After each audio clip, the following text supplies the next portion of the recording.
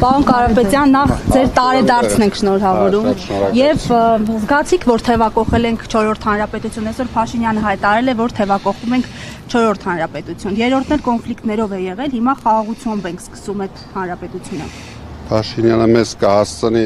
10-րդ հանրապետություն նույնպես, դրա համար մենք պետք է չթողենք իրեն։ Այսինքն վտանգներ եք տեսնում այդ համարակալման մեջ։ Իհարկե, դուք չեք տեսնում, եթե մեր հողերը հանձնելով հռչակենք հանրապետություններ, կգանք կասնենք, ես մի անգամ ասել եմ Լոռվան, այնտեղ կանգնելու ենք։ Պարոն Կարապետյան, ասում եք Փաշինյանին հեռացնելու գաղտնի պլան ունեք, այդ պլանի հետ կապված ինչ քննարկումներ են տեղի ունենում, հանդիպումներ ունեցել եք այլ ուժերի հետ։ Այդ պլանների հետ կապված ուժերի հետ հանդիպում պետք չեն։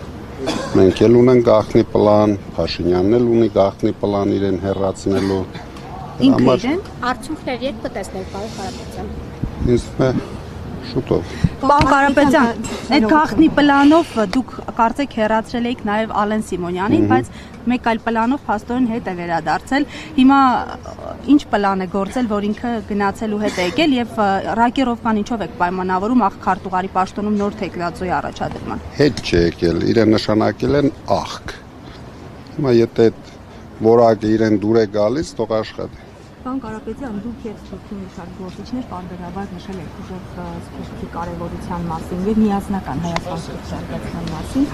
Վերջերս իշխանական պատգամավորը ասաց, որ ուժեղ Հայաստան, ուժեղ Սփյուռքը նույնն է եւ որ Սփյուռքը ուժեղանում է Հայաստանից դատարկվելու հարցում։ Ինչու է այս մոտեցումը իշխանությունը ողջել այն ուժ կտանի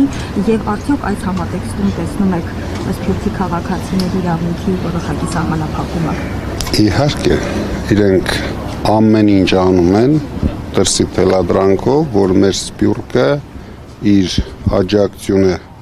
չունենա Հայաստանի զարգացման մեջ, իր մասնակցությունը չունենա Հայաստանի քաղաքական կյանքում, իրենց թվում է իրենք այդպես հնարավորություն կունենան վայելեն մի քիչ ավելի երկար, բայց սխալվում են։ Պարոն Կարապետյան, Աննա Հակոբյանը նաև ձեր քաղաքական ուժի ազգային ժողովում խմբակցության ղեկավարին էր հրավիրել հանդիպման, որպեսզի քննարկեն կանանց հանդեպ ընտանեկան բռնությունների հարցը։ Այս մասով դուք ինչ կարծիք ունեք, ինչու հրաժարվեցիք։ Կանանց մասով ինձ հարց մի տվեք, ում հրավիրել էր իրեն։